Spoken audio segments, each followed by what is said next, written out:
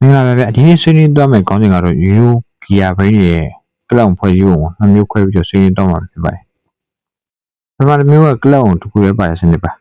ဒုတိယတစ်မျိုးကတော့ကလောင်အပြင်ဘေးမှာနောက်ထပ်ကာဗနာကိုပါတဲ့စနစ်ပါ Dual class system လို့လည်းခေါ်ပါတယ်အဲ့ဒီနှစ်မျိုးလုံးကတော့ semi automatic စနစ်တွေပါပဲအလွယ်ပြောရရင်တော့ဂီယာချင်းမှုကိုကလပ်ဘိန်းတွေလိုကလပ်ညစ်စရာမလိုပါဘူးအရင်ဆုံးကလောင်တစ်ခုပဲပါတဲ့စနစ်ရဲ့ဖွဲ့စည်းပုံကိုပြောပါမယ်သူ့မှာကပ်ပြားအတွင်းထိုင်ရှိမယ်ပြီးတော့သူ့ရဲ့အနောက်မှာပင်နေအသေးလေးလုံးရှိပါလေသူကဂီယာဘောက်ကခိုပင်နေအကြီးနဲ့ချိတ်ဆက်ထားတာပါအဲ့အပြင်သူ့အတွင်းမှာကပ်ပြား၃ချက်ရဲ့ဘေးတက်များ၂ချက်ရှိပါတယ်အဲ့ဒါတွေကို click wing တစ်ခုနဲ့အပြင်ကလောင်အခွန်မှာညှစ်ထားတာပါအဲ့ဒီခုရဲ့ကြားမှာတော့ကြောက်ပြင်းလို့ခေါ်တဲ့ရှက်ထိုင်တစ်ခုရှိပါတယ်သူကတော့ကလောင်အပြင်ခွန်မှာစပရင်၄ခုနဲ့မူတည်ဆုပ်ထားတာတွေ့ရပါတယ်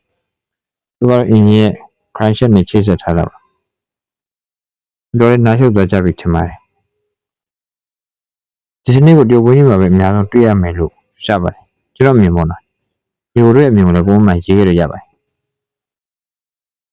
ဟုတ်ကဲ့ဒုတိယစနစ်အကြောင်းမပြောခင်မှာဒီစနစ်ရဲ့အားသာချက်အားနည်းချက်နဲ့ပဲနှုတ်ဆက်လိုက်ပါရစေ